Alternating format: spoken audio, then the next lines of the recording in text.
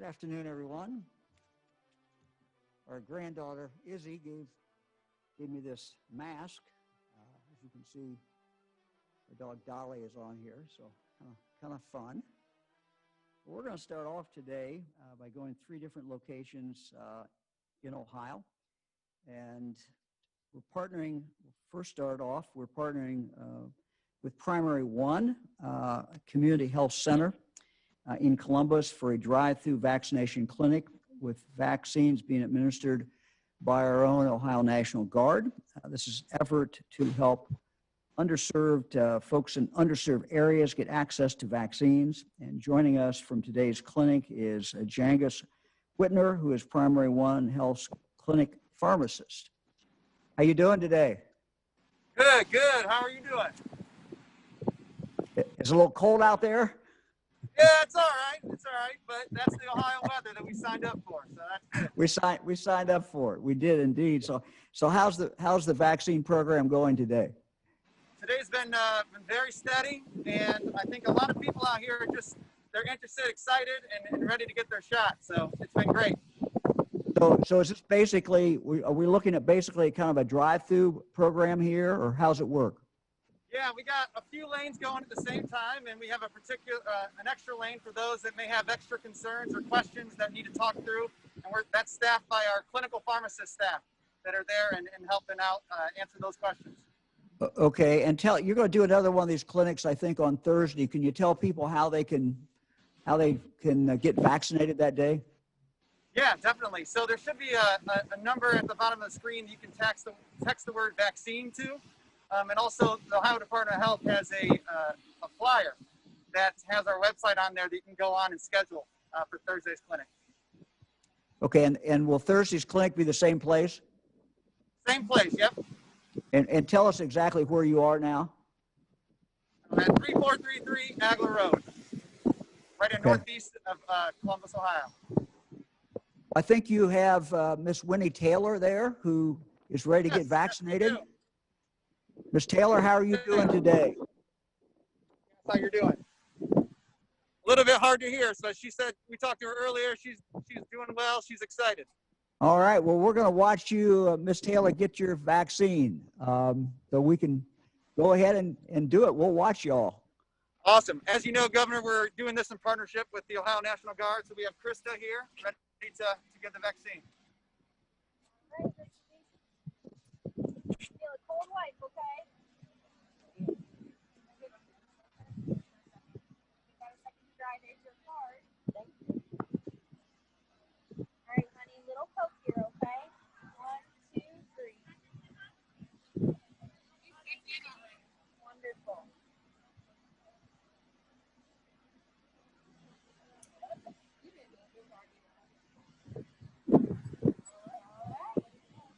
Well, Ms. Taylor, we want to thank you very much. We thank you. We appreciate it very much, and want to thank the Ohio National Guard for doing this. The Guard will be doing a number of other sites around the state as we move forward. They've been a tremendous help during this whole pandemic, and we want to thank Primary One Health for doing this.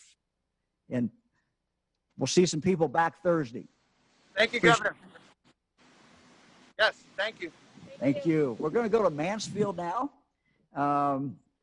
where David Finley is going to be vaccinated. With us is Brian Galluzny, Chief Pharmacist of Mansfield Discount Drug Mart. Brian, your location, I think, is one of 76 Discount Drug Mart locations in Ohio taking appointments. How do people sign up to get an appointment from you all? That is correct, Governor. Hey, and good afternoon to you. To sign up for the vaccine, basically just go to our website, which is discount-drugmart.com/COVID.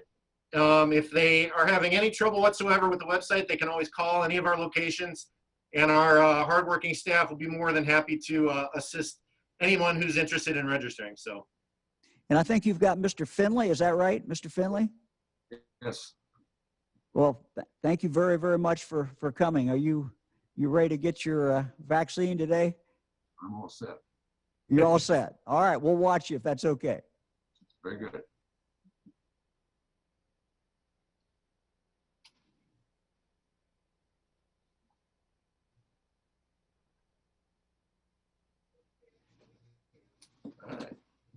was fast. Doing okay, Mr. Finley? Very good. Yeah, no big deal. Okay. Well, we want to thank both of you very, very much, and have a great day. We appreciate it. Thank you, Governor. Thank you. Thank you.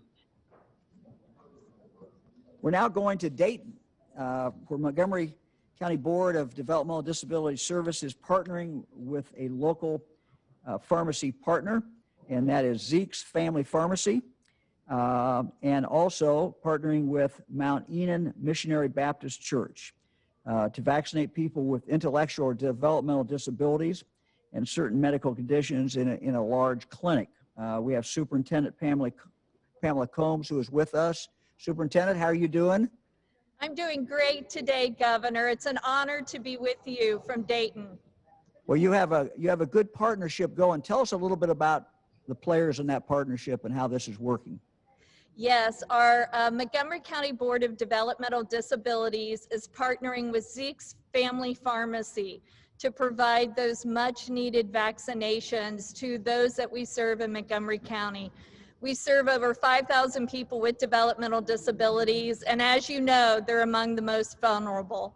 And we're here today at Mount Enon Missionary Baptist Church, and they've opened up their church home for us so that we can just have an inviting place for those that we serve to come to. Well, we appreciate them doing that very, very much. That makes a big difference. I know pharmacist Gregor Graylock is ready to administer the vaccine. Yes, and Governor, I just really quick want to thank you for thinking of those with developmental disabilities, and our director, Jeff Davis at DODD. We just appreciate all the collaboration with the Department of Health and our local Board of Health to get all of this done. Thank you so much. Well, thank you very much. And we have Kevin Davis. Mr. Davis, how are you doing? Good. How are you doing? I am well. I understand you're a student at Wright State. Is that correct? Yes, that is correct. And what's your major? What area are you studying? I am majoring accountancy. Very good. You ready for the vaccine? Yes, I am ready.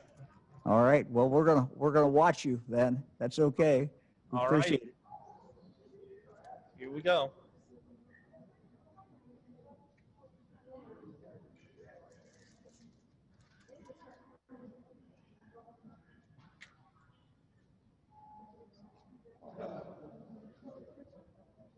Here we go.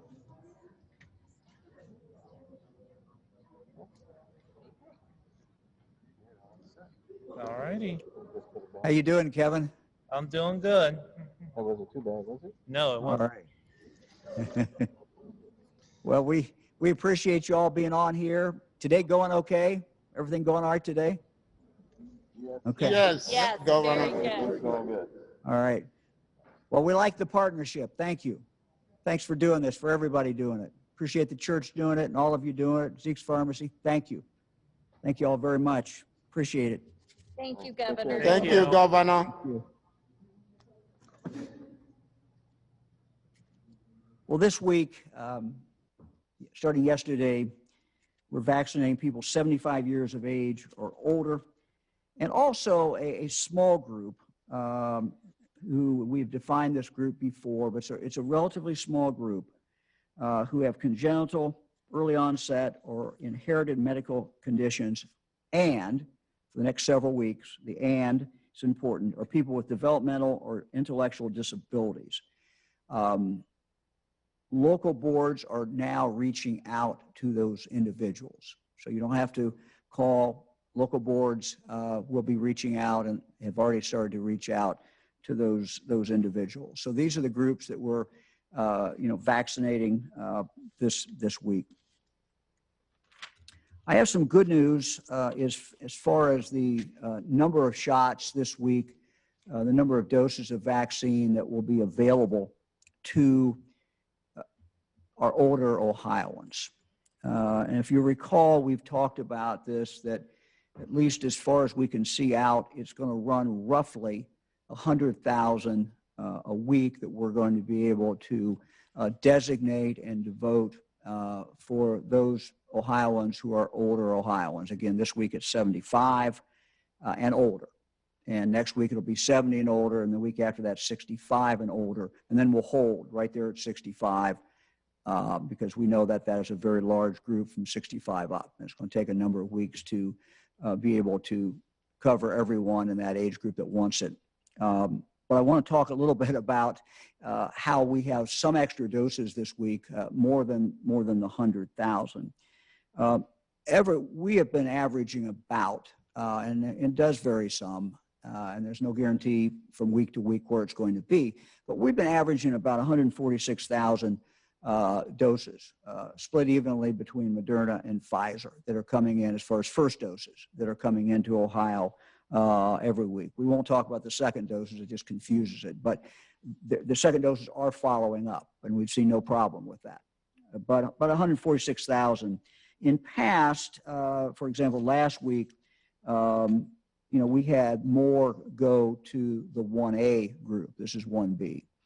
But we're starting to finish up the 1A group, and some counties have totally finished up the 1A group. So what that means is that of that 146,000, more than 100,000 this week and next week we'll be able to devote to the older Ohioans and the Ohioans who fall into that category. Now it will vary somewhere between 100 to 110, 120,000. The weeks will be different, but that's how it will vary. So you'll have an uptick from that 100,000 for that because we're simply getting more, putting more focus on, we're able to put more focus on those who are older Ohioans, who we know bear the gravest risk, the most important risk, because we're finishing up the 1A. When we get very far into it, another week though, we're going to start drawing down, and some of it's going to have to be devoted to people who teach in our schools, who work in our schools. So this is a kind of a 1 week uptick there.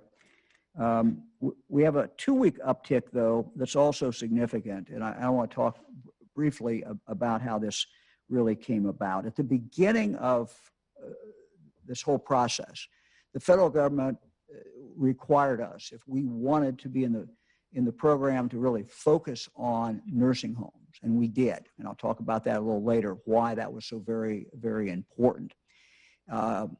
What they required us to do is really set aside effectively 353,000 vaccines that would eventually go into these congregate care settings. And they were just set aside. And as we go week to week, our pharmacy partners who are going into our nursing homes, who are going into our congregate care settings, draw that down. It's like a bank. They draw this down. But we were required to put that in that bank at the very, very beginning. Well, as we went on, it's become clear that not everybody in the nursing homes is going to take the vaccine, not every staff member. And we really knew that, of course, going in. We didn't know what those numbers were going to be or how that was going to play out. So I got to thinking last week, what the federal government had said was, when the whole pharmacy program is over, when you're done with all your congregate care settings, we'll give you back what we haven't used. And that was supposed to be at the end of March. And so I got thinking last week, we urgently need these. So I went to General Perna, got on the phone, and said, look, we know we're not drawing down these. We're not going to draw the entire number down because we're only running a 45% or so, 50% at the most, of our staff that's taking these. And yet we'd set enough aside, because they required us to, for 100% of that and 100% of the residents. So I said, look, can't we draw some of these back now? Why do we have to wait until the end of March? And so they said yes. And so that's really, excellent news for us as we move forward. So we're going to have another 77,000 spread over 2 weeks. So very happy about that. 38,500 this week, 38,500 next week.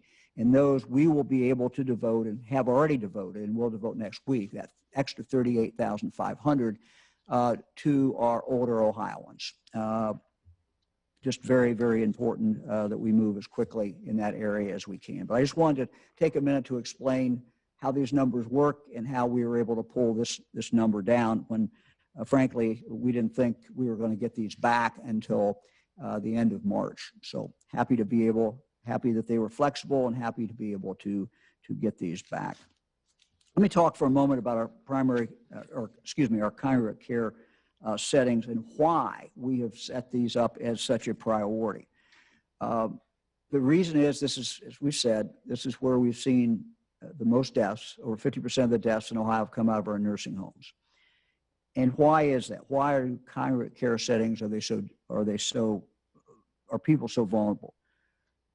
Number one, you have the individuals who are there generally have a medical problem, and they certainly almost always, not always, but almost always, are over 65 years of age, and they have a medical problem. Also, they're living in a congregate care setting. They're living in close proximity to each other, and we know the nature of this virus is that it spreads very, very, very quickly.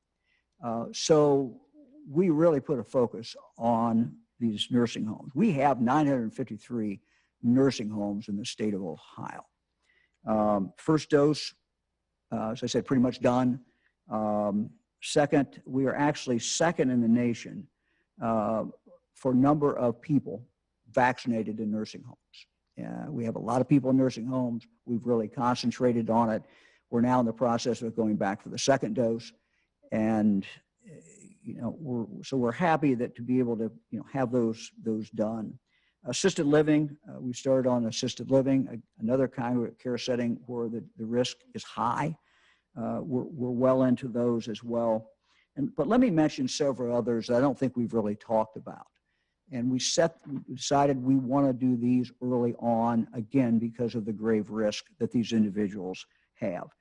State-run developmental centers, our state-run developmental centers. We're very happy. 89% of the residents there have taken the shots, the first vaccine. 89%. We're very happy about that. 531 people that constitutes. Our state-run psychiatric hospitals, 73% of long-term patients have now been vaccinated. So we've gone through the entire, all of these state-run psychiatric hospitals.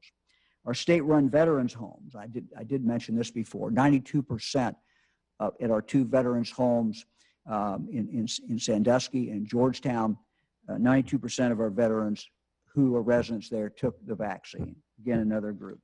And a final group I'd like to talk about is people with developmental disabilities who are not in state-run facilities. They're just out in the community, living in communities. Again, we've been able to vaccinate so far, 5,500 vaccinated so far. We continue to work on these individuals as far as getting them vaccinated and reaching them. And this is the effort that's being made primarily by our local health departments. And our local health departments are really doing a very good job in this area. Butler County, for example, covered all of those individuals in their county with developmental disabilities and mental health, as well as mental health. And that they covered, actually, Butler County, if you can believe this, covered 250 separate locations. So hats off to Butler County. Thank you very, very much. Muskingum County has done a great job in this as well. A smaller county, but they've covered 50 separate developmental disability facilities in Muskingum County. Let me update everyone now in regard to vaccines in our schools. A couple things to keep in mind. One, we continue to have the scarcity of the vaccines. That's not going away, at least in the immediate future. We hope eventually it goes away. And so what we have to do as we go forward is we balance the group we've been talking about, our older Ohioans, because we know that they're gravely at risk. At the same time, we want to allot enough of these vaccines to get all our kids in school by March 1. We want every kid back in Ohio back in school by March 1. Why? Because we know that some kids don't do very well remotely. We have some children in the state of Ohio who have been remote since March. So it's been basically a whole year. Some have been remote for the great bulk of that time period. We want to give every school that opportunity to go back in.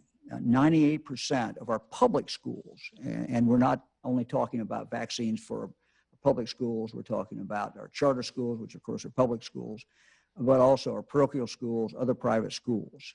We're treating them all, of course, the same as we should. So this is where we are. We will start vaccinating. Actually, we gave you the date of February 1. We're going to move that up a little bit. We're starting in Cincinnati the latter part of this week, I think on Thursday. We will start there, and we will continue to go through. Not every school will be able to be started on February 1. We do not have enough vaccine. We have to take it as we get it in week after week. But we have plans for everybody in any school in Ohio who works there, who wants a shot. Our goal is for them to be able to get the first shot in the month of February. We will see some of those individuals and some of those schools who will be able to get the second shot in February as well. So it's kind of it's going to be a rolling start. The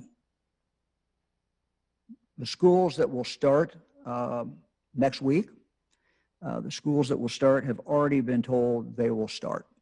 So they should know that and should have been notified by now. The rest of the schools, the rest of you who are wondering when you will start, you should know by Friday. We will indicate to you by Friday, when your time, what your week will be for your personnel to be able to get vaccinated. Each school, as we've announced before, will have a vaccine provider. It might be a health department, it might be a pharmacy, it might be an urgent care, I think in a couple of cases. We will make sure that everybody has a partner by this Friday. Some of you have picked your partners, and that's fine. Some of you didn't pick a partner, and we will be able to assign a partner to you. Again, the goal, every kid back in school by March 1. Every school personnel will be able to get their first vaccine. Our goal is first vaccine this month. Some of you will be able to get your second vaccine this month as well. Eric, let's go to our data slide. And we'll first of all start with our kind of a regular slide. And we've seen something, very, very good in the last week or so. And I know those of you who watch these numbers have been watching it. We'll start with our cases. 42, 62, we've seen these cases come down. Now that's still a very high number.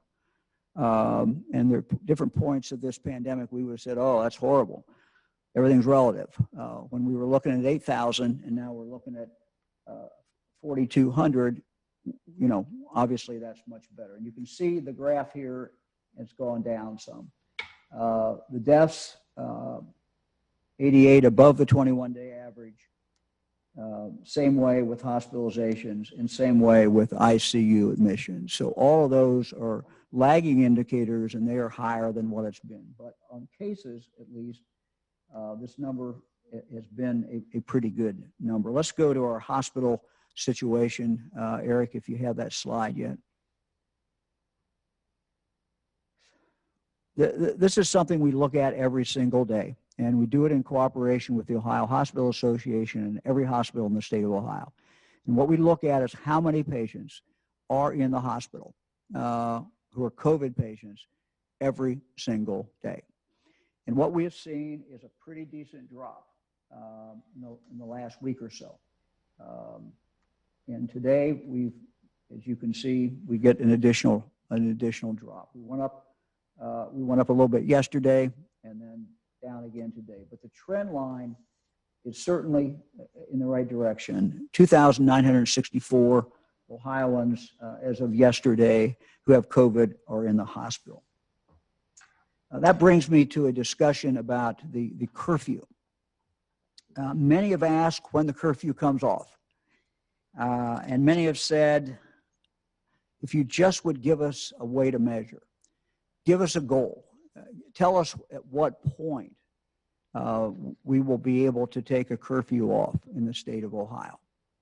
And so we're going to do that today. As I said, again, we've seen cases come down, which is good. That's a good indicator that we're headed, at least for a while, in the right direction. Eric, let's look at the other slide again, if we could. Again, this is a better number. Now, it's still high, and Dr. Vanderhoff will tell you that's significantly higher than what flu would be, 3 or 4 times what flu would be.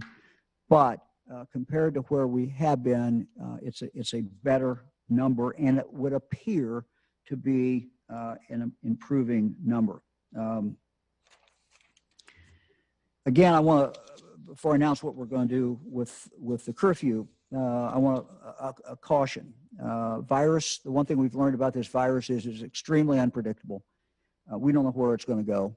We do have the new variant, the Ohio variant or the Midwest variant that Dr. Vanderhoff has talked about. And one of the things that we are concerned about is if it does become the dominant strain in Ohio. The UK strain took, I guess, about 2 months to become the dominant strain.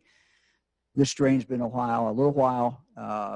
If it becomes the dominant strain, the grave concern is that it appears to be much more contagious than what we're dealing with today. So again, a caution. Another caution, we have to keep doing what we're doing. We're improving things. We're improving them because of what you're doing and what you're not doing. This didn't happen just by chance. This has happened because we have better than 90% of people who are wearing masks in retail establishments every single day across Ohio. And we have inspectors out. We know what the numbers are. So those numbers remain high. I think people are being more careful, and we're seeing our cases come down. But we have to continue to do that. We have to continue to play ball. We have to continue to stay focused on it. So with these cautions, here's what we're going to do. If we have 7 straight days where our hospitalization number from COVID is below 3,500, as you can see, I think we've had now 5 days. 1, 2, 3, 4, 5, 6 days. We're in our 6th day. So this should continue. We hope this is going to continue. And so we should be able to announce on Thursday. And what we've mapped this out, 7 days, straight days, below 3,500, we'll go to 11 p.m. curfew. And we'll keep that curfew, our plan will be at least, to keep that curfew for 2 weeks. If we go for 7 straight days below 3,000, if we get this number down below the 3,000,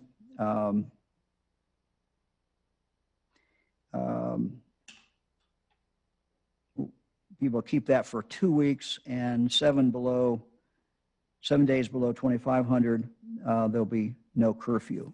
Now, I'm going to go to Dr. Vanderhoff. I want to make sure I've got this right, make sure my notes are right, Doctor, and you can kind of tell us how you came up with this plan. And again, make any corrections in this. I wrote this down pretty quick after you and I have been talking about this for a few days, but I'll turn it over to you, and you can correct me on the numbers if they're wrong. Thank you very much, Governor. Well, as we've indicated in the past, hospital utilization across our state really is one of our most reliable indicators of how severe COVID is at that time. When people are sick enough with COVID to be in the hospital in high numbers, we know we are facing a very serious situation. So as we consider easing our current curfew, it just made sense to look at our daily report of concurrent hospital utilization by COVID patients. Now, when our COVID hospitalizations, as the governor noted, are above 2,500, now remember, that's 3 times our peak census during a typical flu season. Our hospitals are facing volumes that really strain their ability to deliver other care, especially things like routine diagnostic and procedural care. They do it, but it's under a lot of strain. When they get above 3,500, which, as the governor indicated, we were at just several days ago, we know they face very high demand, and responses like local and regional diversions and the need for more transfers become much more common.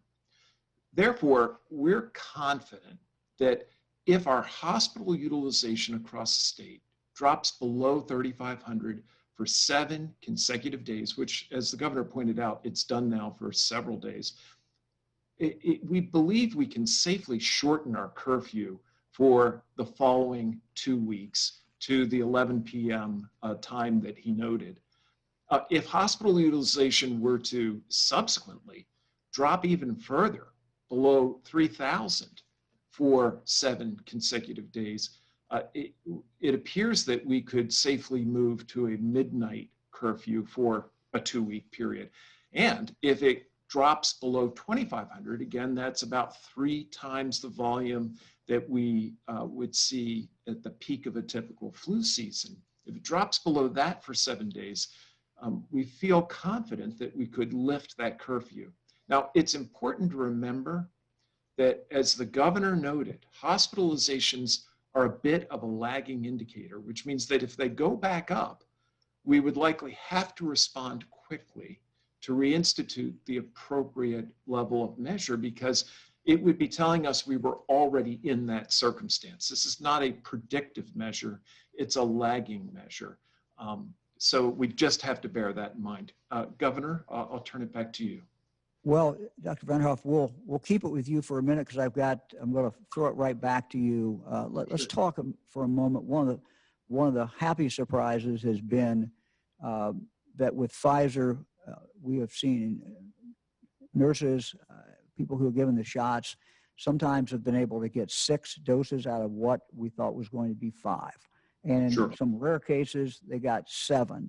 So obviously, we want everyone out there to do everything they can to maximize this. And as you're drawing this out, what should be 5, or at least what was labeled we thought was 5, if you can get 6, we want you to get 6. And I want to have Dr. Vanderhoff kind of talk a little bit about maybe what's involved here, whether it's a technique or how do we up those? I mean, obviously, doctor, if we get 6 out instead of 5, we're up 20%, at least with the Pfizer.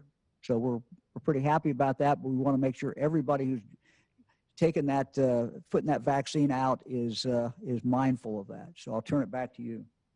Certainly, Governor. Thank you. Well, as you pointed out, it's clearly important to get every available dose of these COVID vaccines into the arms of willing recipients in Ohio.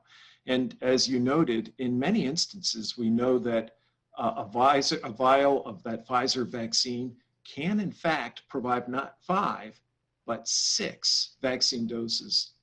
And some vaccine providers have been very successful with this, and they've been able to extract a 6th dose as much as 90% of the time. But getting that 6th dose of vaccine isn't just a matter of technique, that's certainly important, but it's also a matter of having the right supplies. And these supplies have been in very limited availability nationally. Now, the key to getting that 6th dose is having access to syringes with low or 0 dead volume, 0 wasted volume. And when clinically appropriate, matching those with a 1-inch vaccine needle. Now, that's fairly technical, but providers know what I'm talking about. The good news is that Ohio vaccine providers have been leading the way in finding ways to maximize these Pfizer vaccine doses. And we've surveyed the best practices across our state and determined that it is possible to reliably get that 6th dose using a hybrid model, which uses traditional syringes for 3 or 4 of the doses, and the less readily available low dead volume or low wasted space syringes for the remaining 2 to 3 doses. And this approach conserves limited special syringe supply and gets the job done. So we also learned some good news today. We learned that our federal partners have made similar observations and will be moving in concert with us to support this approach. So armed with all of this new knowledge, we'll be working, Governor, with vaccine providers across the state to share this information and to provide them with further guidance so that they can be successful with getting that 6th dose out. Great. So we'll be sending something out. We'll be posting something in the next few days. And again, for everybody who is putting those shots in arms out there, when you've got Pfizer, if you can get that up to 6, it will make a huge, huge difference. And I know even in some cases they tell me, somebody has told me they got 7. But if Dr. Van Hoff, if people can get 90% of the time get 6, that's a big boost when we're dealing with a very scarce commodity. So we can save lives by doing this. So thank you very much. Throughout this vaccination process, our goal will be to make sure every Ohioan has access. We know there's not enough. We know that everybody who's trying to get it this week is not going to get it. Everyone who is 75 and over, but we're going to continue to do what we can to get more vaccine out. At the same time, we have an obligation to make sure we get underserved populations and that there is equity, that there is fairness in regard to this. And so this is an ongoing process. We will start February 8th. Be taking the vaccines directly into affordable senior housing locations. And this is just one of the things that we're planning on doing, but I wanted to announce it today. We picked that date because that's the first date that 65-year-olds and older can get it, that down to that group. And we wanted to be able to go into these settings and have the majority of people at least be able to be eligible to get the vaccine. If we went in today, we'd have a lot of people who would not be able to get it. So we just thought it made sense to aim for that date to start that. This type of senior housing is home to thousands of our fellow Ohioans across the state. These homes are often residential clusters, apartment buildings ranging in units from 20 to 100, 200, 300, and even more. The threat of serious illness and death from COVID is high in affordable senior housing settings due to the age of the residents, the ease of spread in clustered housing complexes, the isolation of many residents who may not have access to information about how to get the vaccine, and potential barriers to accessing the vaccine. Our team is concentrating efforts to get these residents vaccinated and is working with local partners to offer assistance through on-site clinics. These clinics will help ease the burden for many seniors having trouble navigating the registration process and arranging transportation. In advance of a clinic day, we will provide an on-site clinic resource guide with materials to educate residents about the vaccine, advertise the clinic day, sign the individual up for appointments for that clinic. In addition to these upcoming senior housing clinics, we have intentionally distributed vaccine to providers in every county in Ohio. So every Ohioan will have the opportunity to get vaccinated close to home. Again, we've started with over 700. As we get more vaccines, that could go up to as high as 2,200 because we've had 2,200 that have signed up.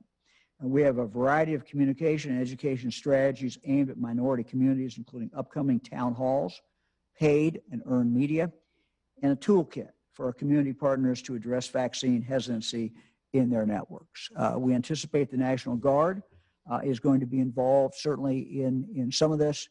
We also, as we saw today, look forward to partnerships with churches as another way to reach out and make sure that we're covering everyone in the state of Ohio, and that no matter where you live, no matter who you are, you're going to have access. So it's an ongoing effort. We're not there yet, but it is what we're going to strive for, what we continue to strive for. And I just wanted to mention a couple of these things that we will be doing starting in a couple of weeks. Lieutenant Governor? Thank you, Governor.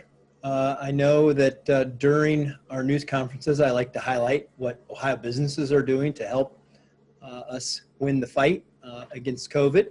And you might see here I have gloves on today. It's not because through cost-cutting measures I've turned the heat off in my office. It's because we're highlighting Sterling ultra cold freezers. Okay, you see this one sitting right here. These are made in Athens, Ohio. These are a vital component of the vaccine supply chain. They keep them, they keep the vaccines super cold. They've been part of the UPS model, the models of healthcare that Walgreens and other types of pharmacies are using. These are portable storage for both Moderna and Pfizer vaccines. They're cold enough to serve both. This freezer can hold 1,400 vials of Pfizer, which is up to 8,400 doses or more, as you highlighted earlier. And then it can hold 540 vials of Moderna, up to 5,400 doses. And this freezer right here is at negative 71 degrees Celsius. That's negative 95.8 degrees Fahrenheit. That's why I have the gloves, because I'm going to open it up and show you what it looks like. So you open the lid here, and then you have this styrofoam insulation pack, and then the case that holds the vaccine vials. And it's turned around here. It's a little easier to reach this way. These, they hold them, sit them down here. They hold these individual vials. These are not full. They're examples. But this is super cold. I can feel it all the way through these gloves right now that I have on. But this is made in Athens, Ohio, and has been an incredibly important part of the vaccine supply chain. The company is running 6 days a week, 10 hours a day, shifts to keep up with production. Their employee base has grown 30% in the last 3 months alone, now employing over 200 Ohioans. Jobs Ohio and the Ohio Development Services Agency were partners in helping them ramp up this production. They've also been big users of tech cred, which I'll mention here in a minute. We funded 24 industry credentials to help them train and staff up. I find this, they make everything from the central repositories that UPS uses to these portable models. And I do want to say that I found this pretty amazing. With all of these freezers that they've used, Sterling Ultra Cold is protecting presently 140 million doses of COVID-19 vaccines in 155 countries in all 50 states. And this is an Athens, Ohio company, employing Ohioans and doing some great things as part of the global supply chain for protecting these vaccine doses. And I mentioned tech cred. They already have used the program to help provide 24 industry credentials. We're in another round of funding on this, which ends January 29th. So we encourage people who want to get involved in that program to go to techcred.ohio.gov. And Sterling Ultra Cold has already applied for 26 more credentials because they just have people that need to be trained to be able to keep up with production and supply. So thanks to Sterling Ultra Cold, all the people who work there, and the team effort that we see from businesses all across the state who are helping to fight the battle against COVID-19 and ultimately help us win. Thanks, Governor. That's a great Ohio story. Thank you, John, very much. We're ready for questions. Governor, first question today is from Randy Ludlow at the Columbus Dispatch. Hey, Randy.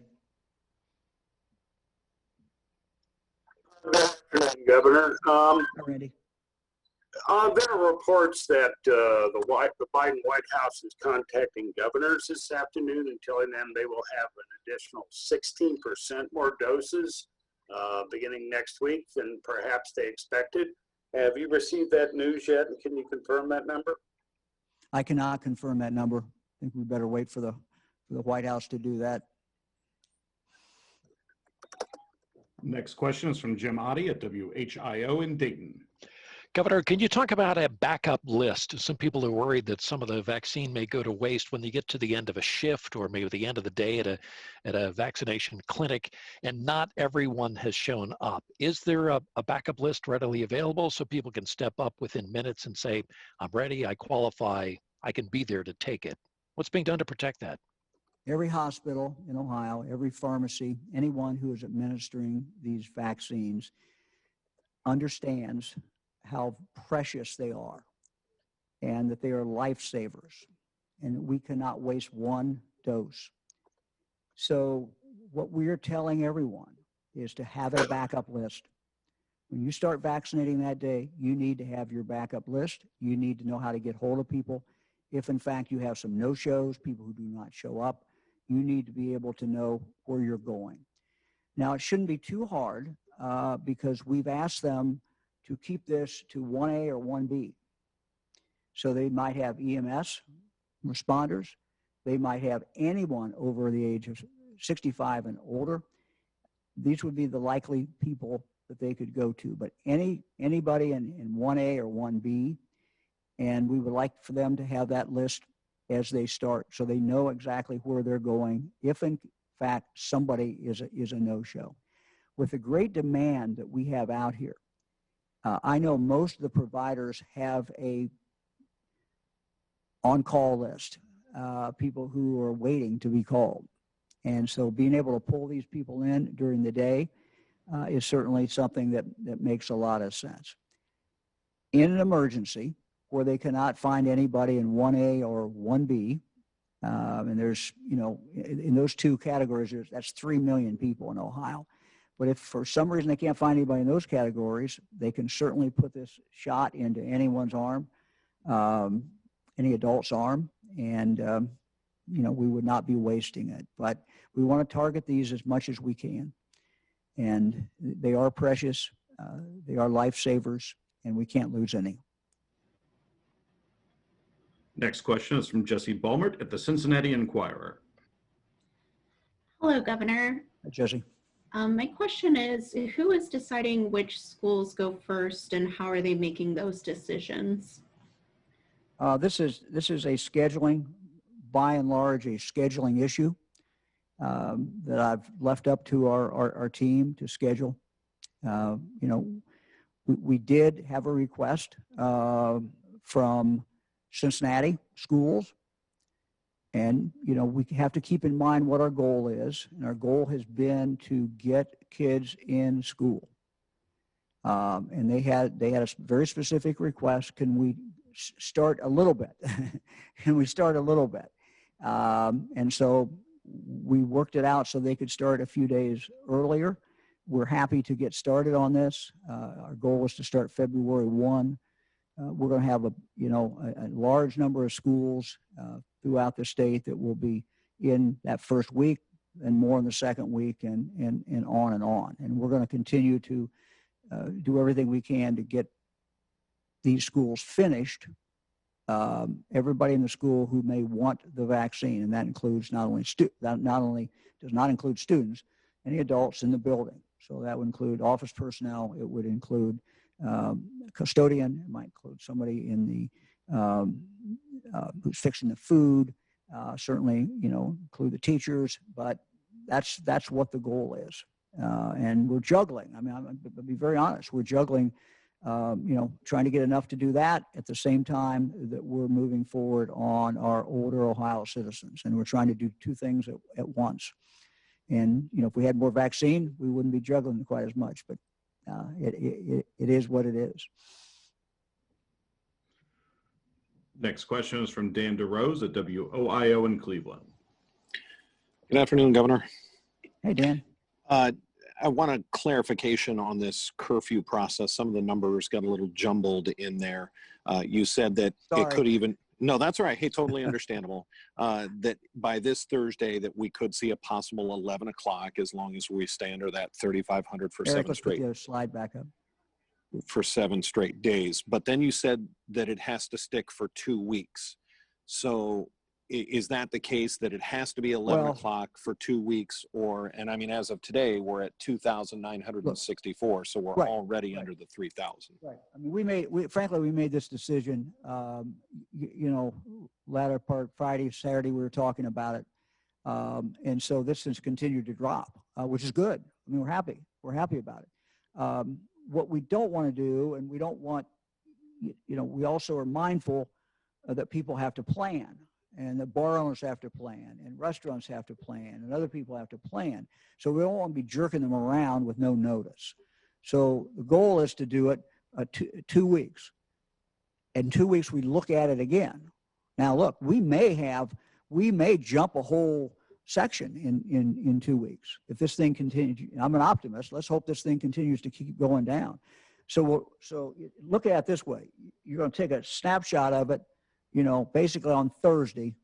2 weeks from this Thursday, we'll snapshot it again, look at it, and see what we're seeing. And we hope it's going to continue. We'll be able to go to midnight. And I suppose it's even possible it drops so much that we'll get 7 days in that it goes completely off. But that's how we're going to do it. Now, I want to make it clear, it can work the other way too. If at some point in a month or whenever we're going back up, we'll do it basically the same. We're going to do it the same way, and we're going to look at it, and we will have to move, quick then. But let's hope we don't have that. But look, this this virus, we don't know where we're going to be in March or April or May. I mean, we just don't know. So, thanks for asking the question. Next question is from Ashley Kirkland at WLWT in Cincinnati. Hi, Governor.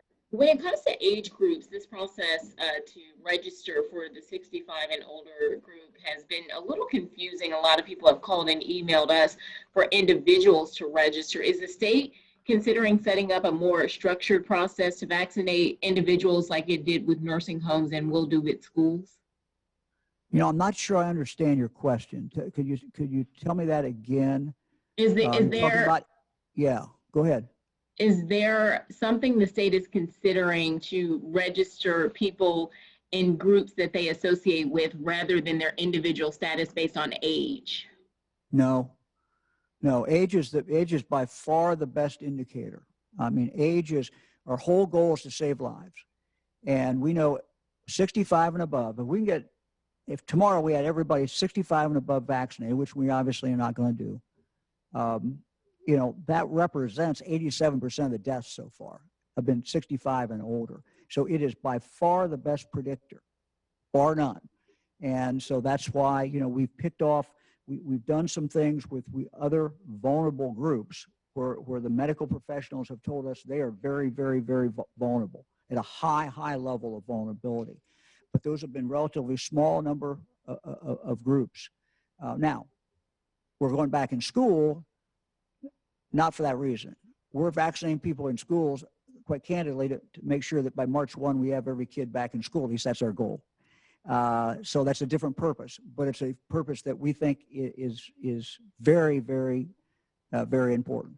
The other group we have that we did by group is our medical professionals, but not every medical professional. We tried to focus and ask our hospitals to focus and everyone just on people who are really vulnerable, who are out there dealing with a lot of patients and people who are dealing with COVID patients. So those two kind of groups are kind of where we did go by group, but the best predictor and where we're going to do the vast majority of people is based upon age.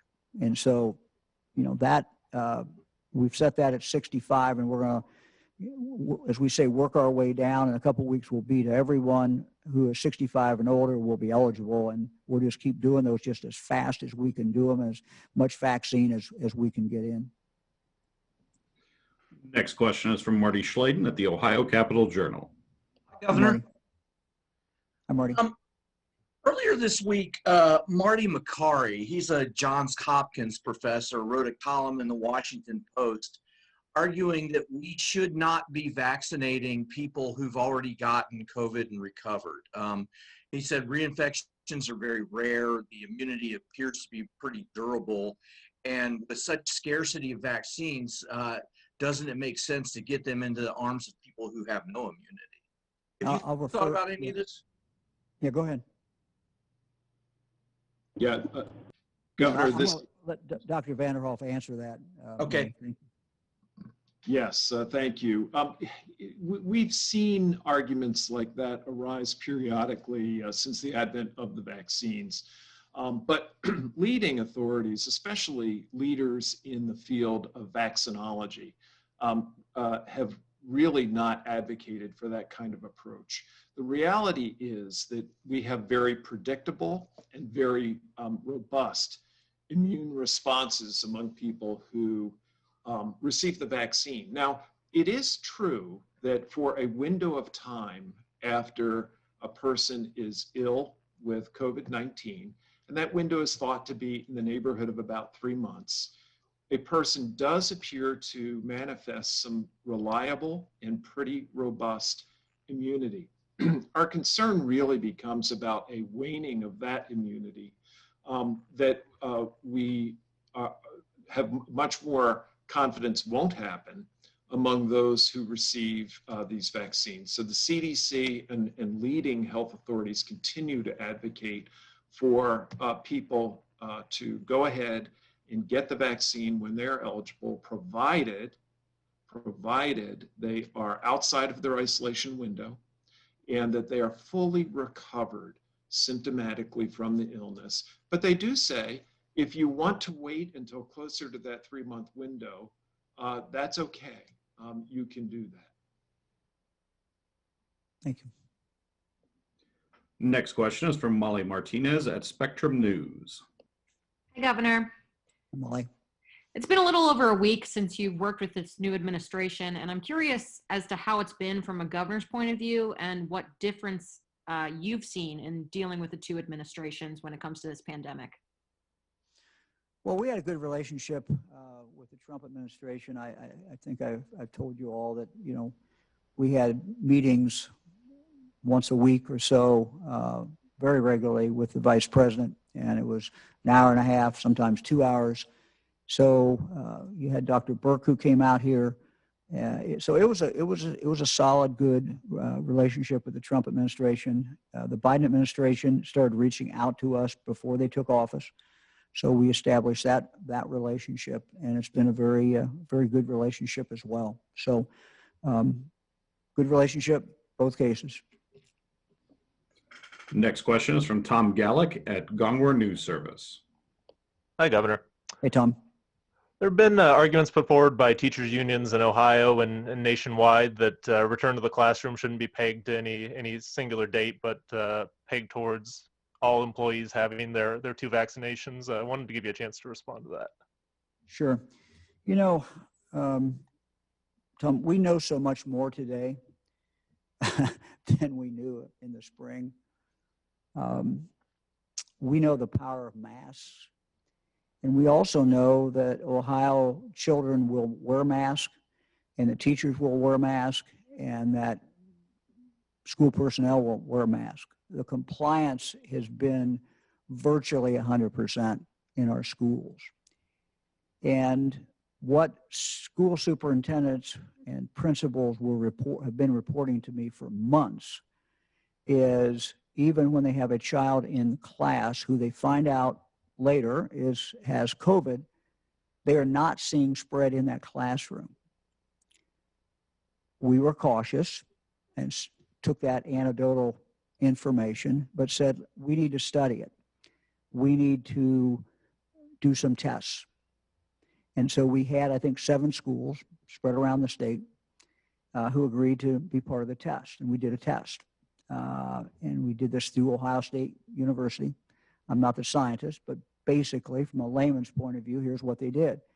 They took people, if there was somebody in that classroom who turned out to be positive, they took the people around them who were within 6 feet, where everyone was wearing a mask, and started testing these kids who have been exposed.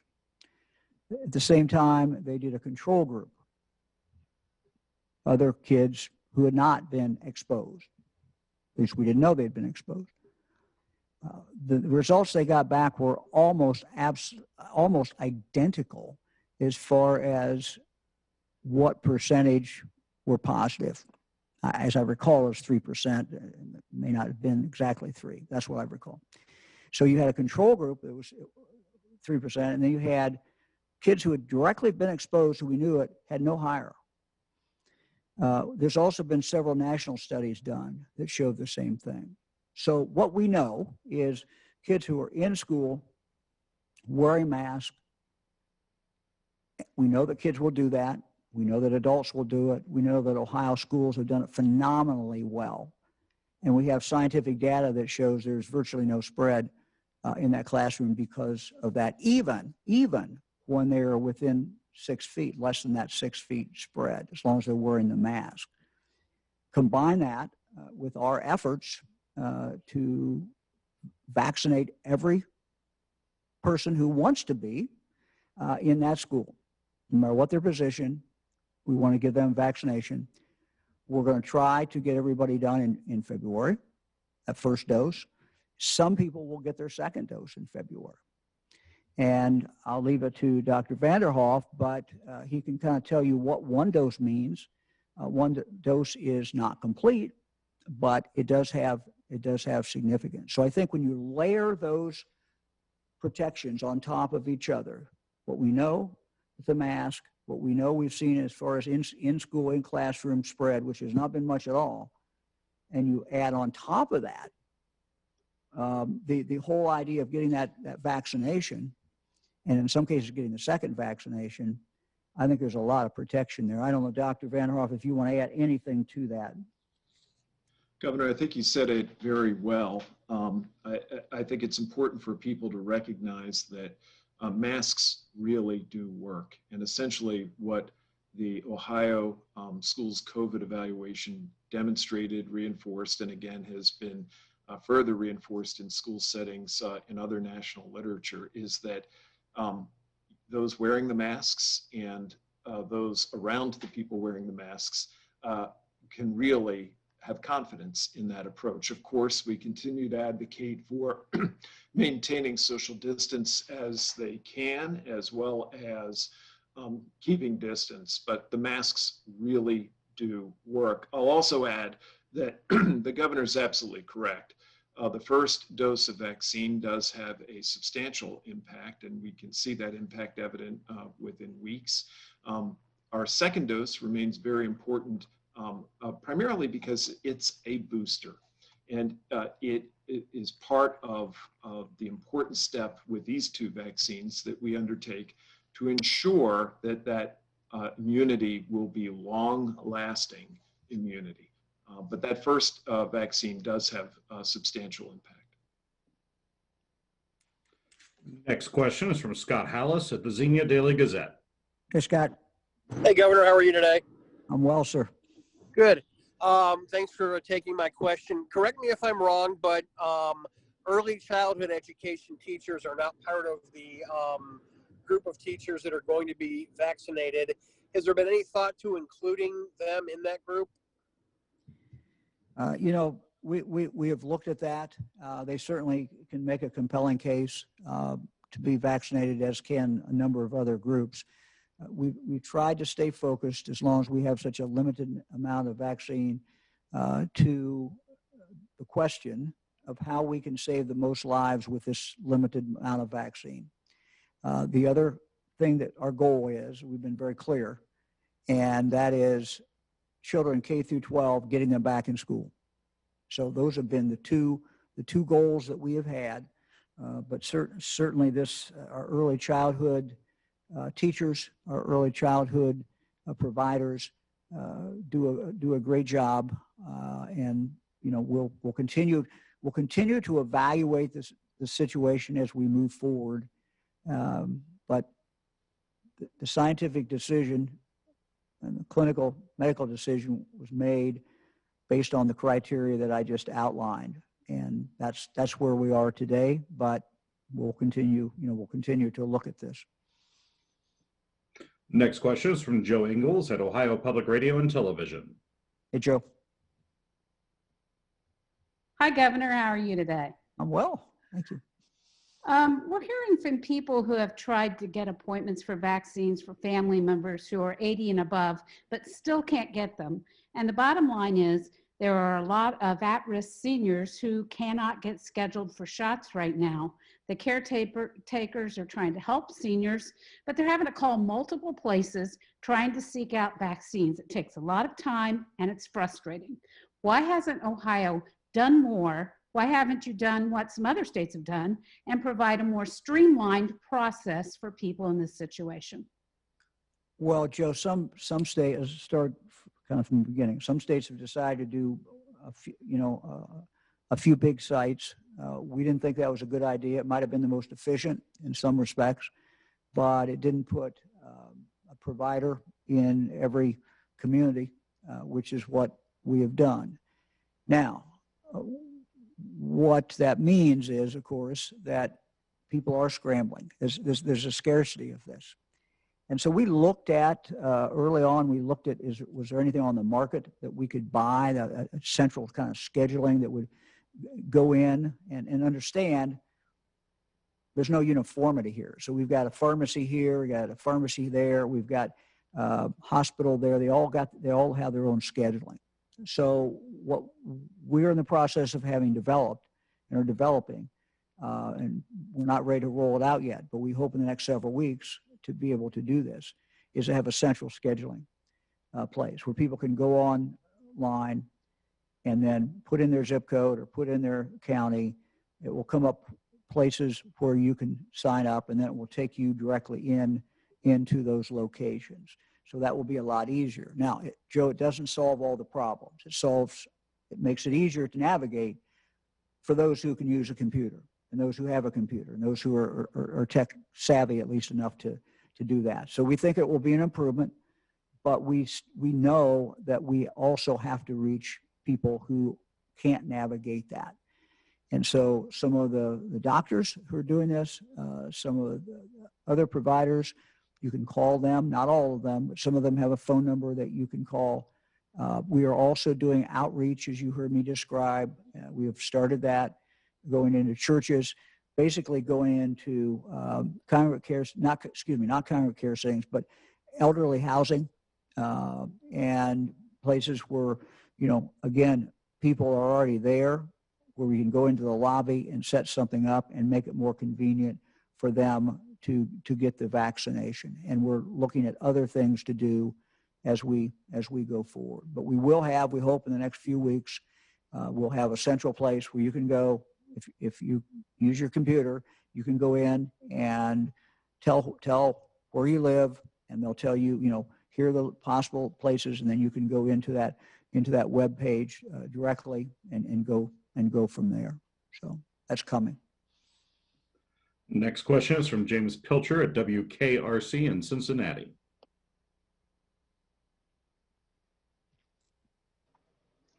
Good afternoon, Governor. What is the state's efficiency rate when it comes to delivering the vaccine, i.e., how many doses has the state received versus how many it has given out? Kentucky says its rate is 88%. What is Ohio's efficiency rate for vaccine distribution? Yeah, these numbers are always difficult to totally tell, and let me just explain why. First of all, as we've said, we put a lot into our long-term care facilities because we felt this is where we have the highest deaths. We have more long-term care facilities than virtually any other state in the union, and so we had to set those aside. So if you, as I described earlier today, we're happy we did it. It was the right decision, but those are only drawn down not by us. Those are drawn down by the pharmacy partners that we have, even though they, quote, are credited to us as we have received them. We haven't physically received them, and we can't control them. And they're only drawn down by the pharmacy basically as they need them to go into that nursing home or into that congregate care setting. If you take those aside, we try to come up with a number on Sunday as a good day. And we use Sunday because shipments are made in here on Monday, Tuesday, Wednesday, and Thursday. We asked people to vaccinate within 7 days. We'd love for them to do it in 4, but we've given them 7 to do that as far as scheduling. So if you pick Sunday, it's easier. You're not getting that new batch in yet, but you're really not finished with the previous week's batch totally, particularly for those who got it might be on Wednesday or on a Thursday.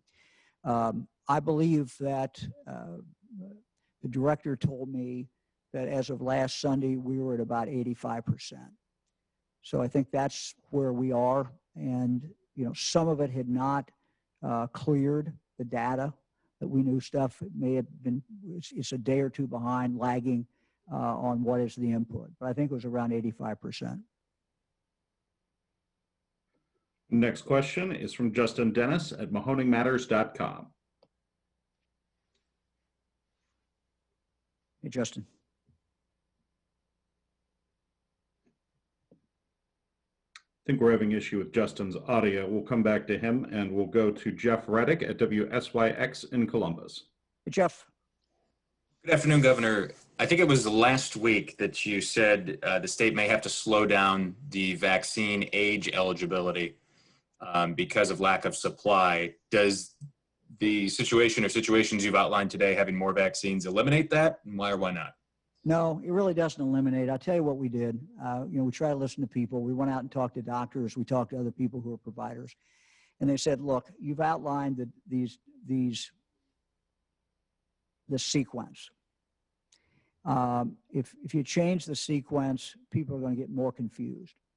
And they told me, we're already having people who are 65 calling and can't understand why they can't get an appointment. So some states, as you know, went directly to 65.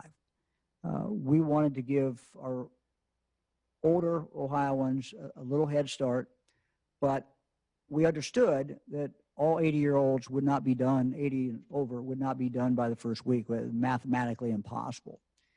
So we staggered this. We announced how we were going to stagger it. I think it would cause more confusion for us to change that. So, this week we're at 75. Next week it'll be 70 and older, and then the week after that 65, and then we go from there. Now, there's nothing to stop any of the providers. I know some of them, for example, during the first week when it was 80 and above, kept a list of those who are 80 and above. There's nothing to stop them from prioritizing those individuals who are 80 and above. And they can certainly continue to do that. I know some of them are doing that just because of the list that they already created. So no perfect way of doing this. It's confusing to people. We said, we announced 65 and over is going to be our priority, but we're going to start at 80. And then some people, of course, heard 65. So we've outlined it.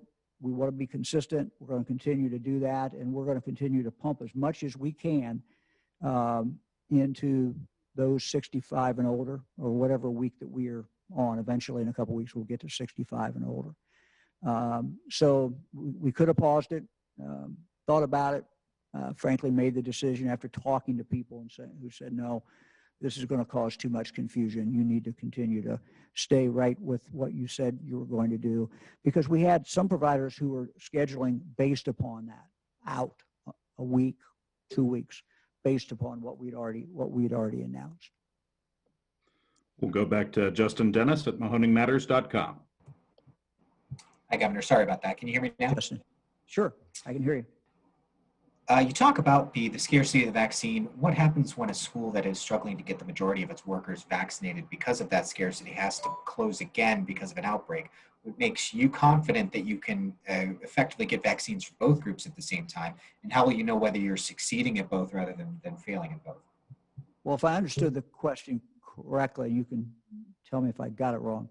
My understanding of your question is the school goes back, everybody gets vaccinated. Who wants to get vaccinated?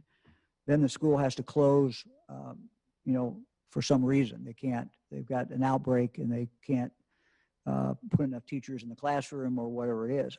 Whatever happens, happens. I mean, we hope that doesn't happen. We hope by vaccinating a number of their professionals and all the people in the building that they'll be able to keep the school open. But we know that may not happen. And so the school is going to do the best it can do. And we hope that, armed with this extra help through the vaccine, that they will be able to keep the school open. Next question is from Kevin Landers at WBNS in Columbus. Hello, Governor. Hey, Kevin. A viewer called into us who said that he has severe asthma, and he tells us he was turned down for the vaccine because he wasn't hospitalized this year. People are really frustrated by this, and I'd like to know what your response is and how you plan to fix this. And also, in terms of schools, if a school district doesn't get the vaccine by mid-February, they wouldn't be able to open by March 1st. Is it possible that schools could open if their employees just have one dose? Thank you. Well, sure. Schools, I mean, look, Kevin, we've had a lot of schools who have been open the whole year. And they've toughed it out. They've done it. A large number of schools that have done that. Frankly, our concern is for the schools that have not been in and students. Not for the schools, but the students. I mean, this is all about kids. And my concern is, and shared by mayors across the state, shared by a lot of educators, a lot of parents, really imperative to get kids back in school. So there's been a real, that's our real push, is to get kids back in school. And that's why, we're doing it and offering the vaccine, we think. Plus, as I said before, knowing what we know today, we just know more than we knew in the spring. We know more than we knew in the fall. And while schools were making decisions at that time about not being in person, they didn't know, and we didn't know, how powerful masks were. They didn't know, and we didn't know, that kids all would wear masks, and the teachers would all wear masks, and everyone would wear masks, even down to small kids. They didn't know that we would do a study, and the study would show that there was no spread in the schools, in the classroom itself. So we know much more today. That should give people a lot more confidence to be able to go back in school, even if they've been out all year. Plus we give them, plus the vaccine. Now you had a second question in regard to severe asthma. I'm going to go to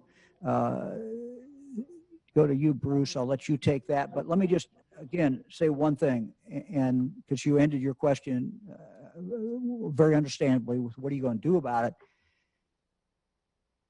There are a lot of people that should be vaccinated in the state that can't get it today because there isn't enough vaccine. Our job is to try the best we can to make decisions where we can save the most lives, where we can get kids back in school, and we can protect our health workers. And we pretty much have done it with the health workers, not totally, but it's pretty much done. We're going to work on the schools the month of February, and we're going to continue, as we do those things, we're going to continue to focus on saving the most lives. And the best predictor is age. Now, as far as the asthma question, Bruce, I'll let you answer that, and why the requirement in there is to have been hospitalized in the past year. And let me just say, I have asthma. Years ago, I was hospitalized for asthma. I've not been hospitalized for many, many, many years. It's just a fact, and that doesn't change the answer one way or the other. But I guess it's a disclosure, and I'm going to let Bruce, who's the expert on this and who helped put this together, tell us, why severe asthma and why it's defined as hospitalization. Thank you, Governor. It's a very, very good question, and it is one that the medical experts with whom we worked gave serious consideration to.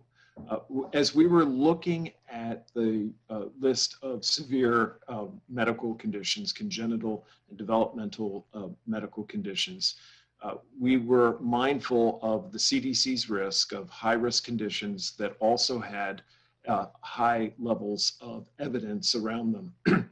And the focus of that was really on severe respiratory disease.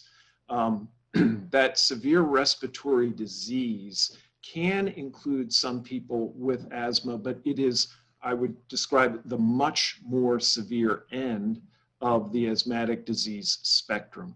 And as we spoke with medical experts around the state to identify the best way to equitably identify those individuals, there was pretty strong consensus that identifying them by virtue of the fact of requiring hospital level care, which is a pretty good indicator for most conditions of very severe illness, we landed on that definition. There is no question when we are talking about medical diagnoses and using medical diagnoses as a basis for getting in line for vaccination, that it is challenging, that there can be subtle differences between patients. But given all the considerations I just described, this seemed to be the most equitable way to approach that question. Next question is from Chelsea Sick at WRGT in Dayton. Hi there, Governor. Chelsea. So we are also receiving several calls and messages from our viewers concerned about the unemployment backlog. They say they haven't received the benefits since the end of December. The first of the month we know is less than a week away. Some of these messages are saying people would rather be in jail or dead than dealing with the system. They say they reach out to the Department of Job and Family Services and just aren't getting the answers they need. We know a target disbursement date for some of these benefits is expected to be January 31st, but that's not guaranteed. What is your message to them? What is your team doing to work on this program and help make sure people get their money? Well, Chelsea, we've talked about, the things that we've done before, but I've said very clearly, if I'm unemployed and I don't get my check and state doesn't get it processed, there's no excuse that matters to me. So, for anyone who is having that trouble, I apologize to them. It has not been what I wanted to see at all. It's not been what the directors wanted to see. We can talk about not being in the cloud. We can talk about going from 400 people to, I think we're going to be at like 2,500, 3,000 by March. So, a lot more people have been put on. But again, that doesn't solve the problem. It's not a question, as you know, under the federal law and state law. It's not just a question of somebody applies, you write a check, and it just continues on and we go on. There has to be a checking in every week. There's a check that has to take place every week. The initial analysis have to be done. We've also been hit very hard in regard to fraud. As we pointed out, Fran and I both, and I think the Lieutenant Governor as well, got notice that we'd applied for unemployment, and so kind of crazy. We obviously had not applied for unemployment, but it is clear to me this is a huge department, and I think candidly, state government needs some help from the private sector. We need help from private business. And we hope to have an announcement within the next few days about that help. So we are reaching out and we'll have something to announce very shortly. Again, that does not help if you're not getting your check, but you asked what we're doing. And I've looked at this and really came to the conclusion that this is a massive job. We have to have someone from the private sector to come in to handle that, to take that portion of a very, very large department. To take that portion over and to really oversee that and bring in that kind of expertise. Next question is from Laura Hancock at cleveland.com. Hi, Governor. I wanted to touch on something you said last week when asked about why second doses aren't reflected on the vaccine dashboard. You said it would be soon. It's still not there. So I was wondering about that. And then I was also wondering, the CDC this morning has data. Well, they have it every day, but this morning I checked and it shows that Ohio's vaccine rate per 100,000 residents is the lowest compared to all 5 surrounding states. What do you think that is, and what can we do to get better? Well, I've kind of been over this before, and I know it's very difficult, and I don't explain it maybe very well. We are number 2 in the nation in vaccinating people who are in our nursing homes. We're very proud of that because that's where we lost 54% of our deaths. We are a state that has per capita, I think, the 3rd highest nursing home number in the nation. So we're having an abundance of nursing homes and abundance of beds. So when I looked at this at the beginning, I said, what we've got to do is go after those nursing homes. We have to do it. This is where it's been agonizing, despite testing and doing many different things and great efforts by nursing homes. We've seen 54% of our deaths come out of nursing homes. So we made the decision to go with nursing homes. The federal government says, okay, you can do that, but you got to bank all these. And a good number of them are still banked. So they show us as getting them, but we have not got them. And the only time they're pulled down by pharmacy companies. So until and as I outlined also further, we're not only doing nursing homes. We're not only doing assisted living. We made a decision, and I don't think most states have, to go deep into our congregate care settings because we knew these were the most vulnerable people, and we knew that these individuals lived in a setting where it was a high rate of spread. We have given the local health departments 5,000 of these locations in the state. But anyway, getting back to the pharmacy program. So we had, 350,000 roughly set aside, and there's many of them are still, most of them still out there, and we're slowly drawing them down. So those all count against us, but it does not count towards the vaccination. So, we are working very hard. As we said at the beginning, frankly, we had some providers that were not moving fast enough. I've got one or two more to call today. Our goal is to get out of every place that has extra vaccines that they're not putting in people's arms. We need to get them in people's arms, and so we're going to continue. We're going to continue to do this. We're in this for the long haul. Our goal is to vaccinate the most vulnerable people as we can, to pinpoint that vaccination and to move forward. So, we can look at all kinds of numbers. I think the ultimate number is how many lives are we going to save. And, as I look at the numbers, I can guarantee you that, I look at them every day, and we look to see where we can get better, and we're going to continue to do that. Governor, last question for today will be from Danny Eldridge at Hannah News Service. Hello, Governor.